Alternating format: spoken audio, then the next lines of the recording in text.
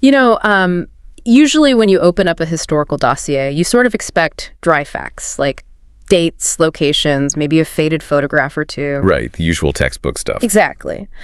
But the material we are diving into for you today, it's excerpts from the book Wartime London's Bonnie and Clyde by Prash and Melissa Ganendran, and it honestly hits you like a physical shock. Oh, it really does. You open this plain brown cover, and suddenly you're staring right into the eyes of an 18-year-old girl and a 22-year-old American paratrooper, and they're both on trial for their lives. Yeah, the 1944 Cleft Chin Murder. Right. It's a case that completely paralyzed a wartime London that was, already totally exhausted by the Blitz. And the mission for our custom deep dive today isn't just to gawk at the crime itself. No, absolutely not. We want to unravel the mystery of how an 18-year-old Welsh girl and this displaced American soldier ended up standing shoulder to shoulder, waiting for the hangman. We're going to look at the grinding poverty, the socioeconomic machinery of the 1920s, and the fractured childhood that forged a teenage gun moll. So, okay, let's unpack this. It's a staggering collection of previously unseen police, court, and school records.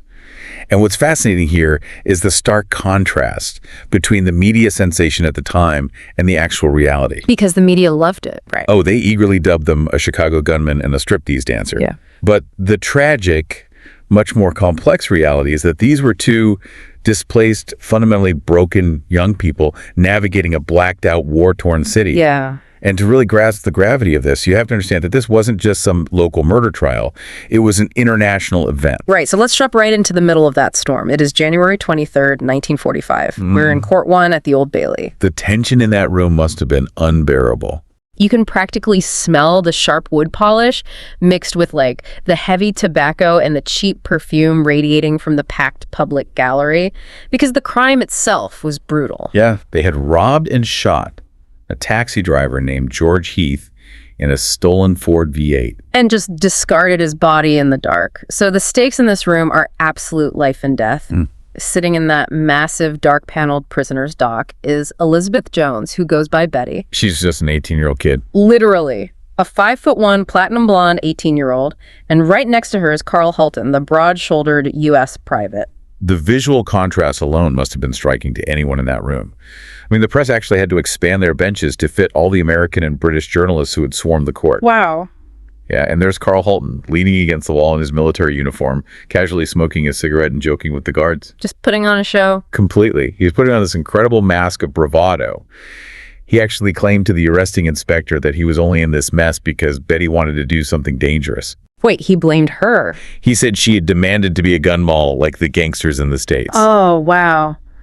But the jury doesn't buy whatever Hollywood act he's putting on. They deliberate for just 75 minutes. Which is, 75 minutes for a capital murder case. Think about that. Barely over an hour to untangle weeks of testimony and decide the fate of 2 human lives.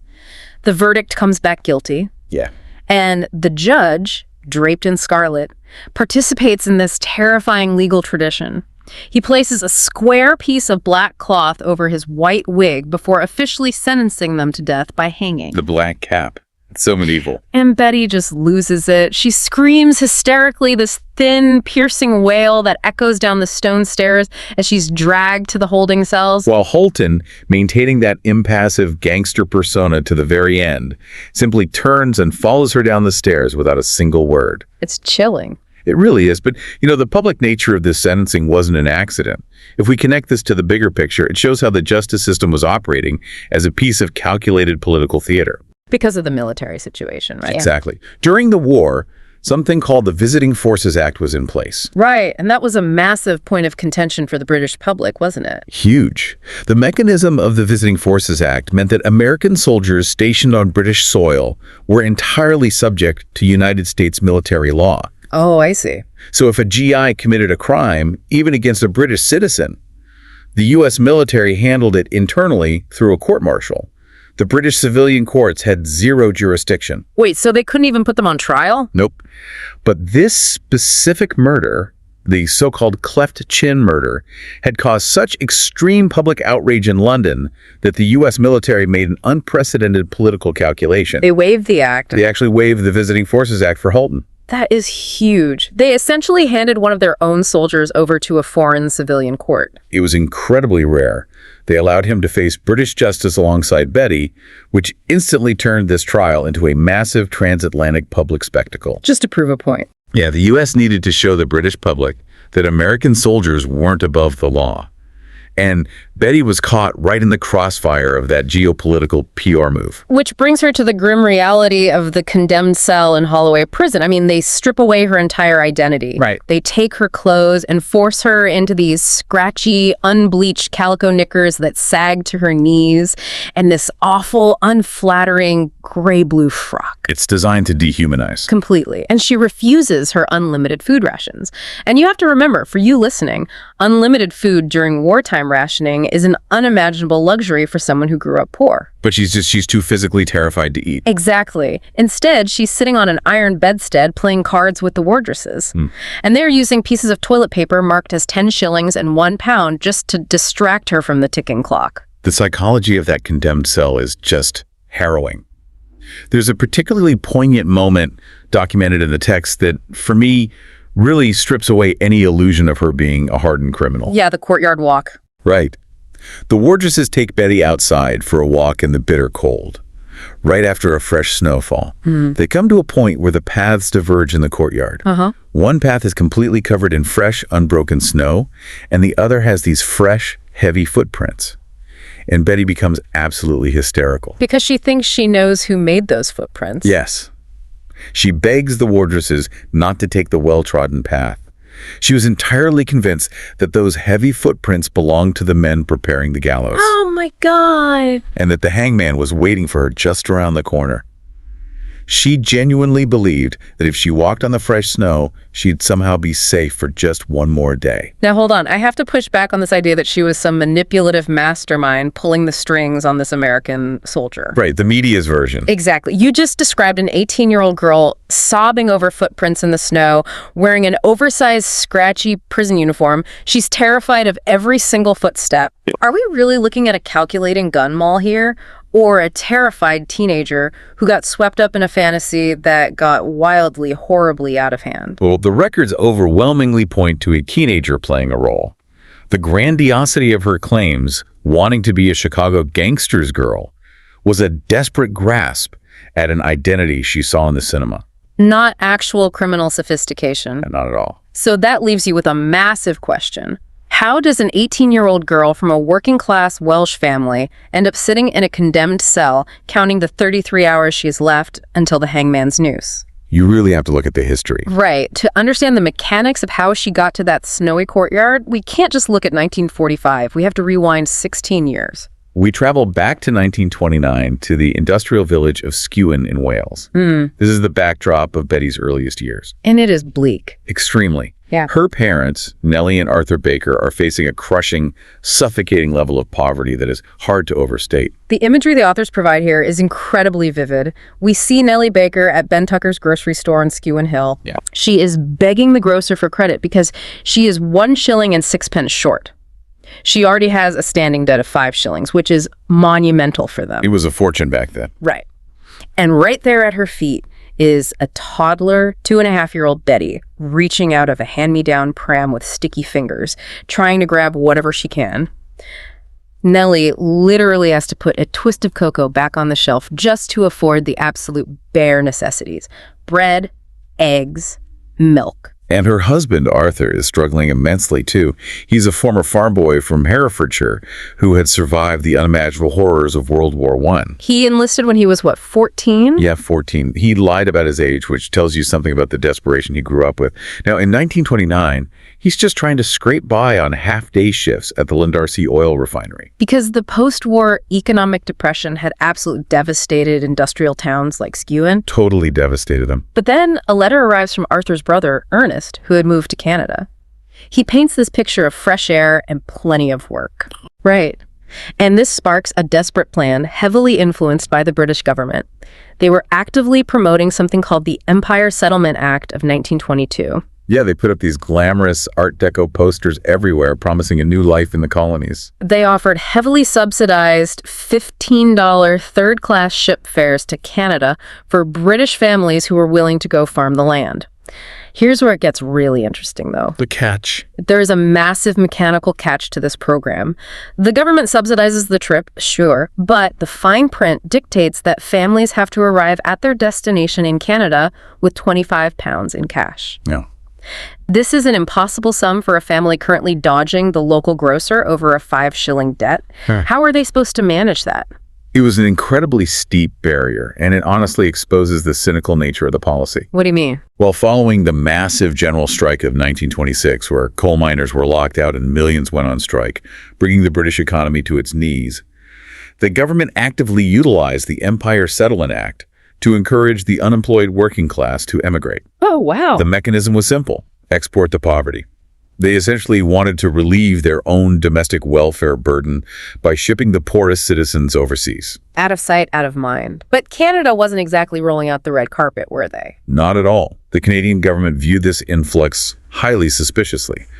They were trying to build up their own robust agricultural infrastructure, and they feared the scheme was just a way for Britain to use their country as a dumping ground. For urban poor who had absolutely no farming skills. Exactly. Still, despite having to scrape together everything they had, selling whatever meager possessions they owned, the Bakers take an immense leap of faith. They had to. On July 12, 1929, they pack up their rented room at Brinbed Cottage, board the steamship SS Ausonia, and cross the Atlantic Ocean. Those government posters promised a land of milk and honey, wide open spaces and financial independence. But the reality was very different. Yeah, the reality waiting for them in Canada was going to fundamentally fracture the family unit. They arrive in West Oxford, Ontario, which is a major agricultural hub. Arthur is assigned to a dairy farm. But remember, his brief stint as a farm boy was years ago. Right, he's an oil refinery worker with trauma from the trenches. Exactly. And the financial reality of Canadian farming during the onset of the global depression is bleak.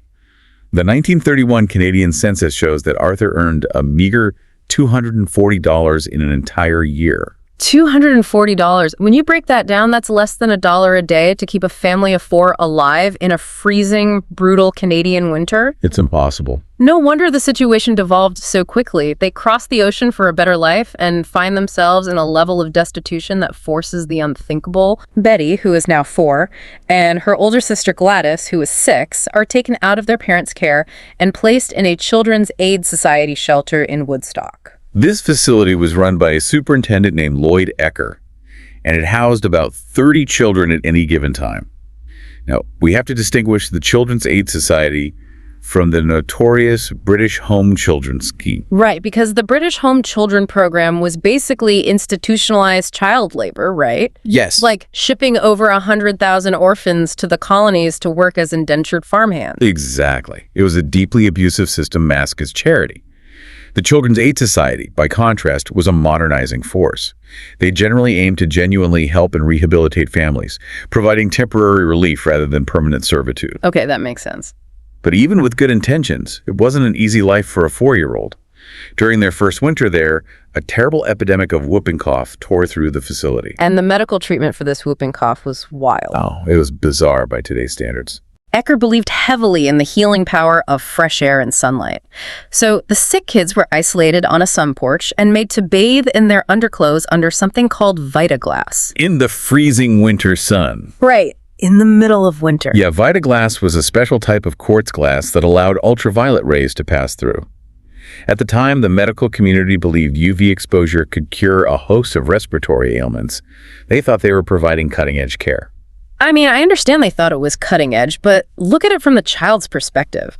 You say the CIS was trying to help, but putting sick kids in their underclothes in the freezing winter sun. It sounds horrific. It sounds more like a cold clinical experiment than comfort. Add to that the fact that you are 4 years old. Your parents brought you across a massive ocean to a new country, and suddenly they are gone. You are living with 29 strangers. Yeah. Even if Betty later recalled fond memories of sliding down snowy embankments on cardboard boxes at the shelter, that kind of early, profound abandonment leaves a permanent mark. This raises an important question, really, about the long-term psychological impact of early childhood dislocation. Definitely. For a formative part of her youth, Betty didn't have her parents. She didn't have a secure base.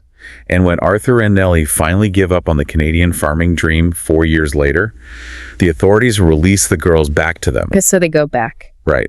The family is reunited and they board the SS Ascania in 1933 to return to Wales. But that brief window of stability shatters when they get back. They trade the freezing Canadian winters for the exact same grinding poverty they had tried to escape. It was all for nothing. Yeah, the Empire Settlement Act was widely viewed as a colossal failure, and the Bakers were part of the 1/3 of migrants who returned to the UK entirely defeated. But for Betty, the psychological foundation had been cracked, and the trauma was just beginning.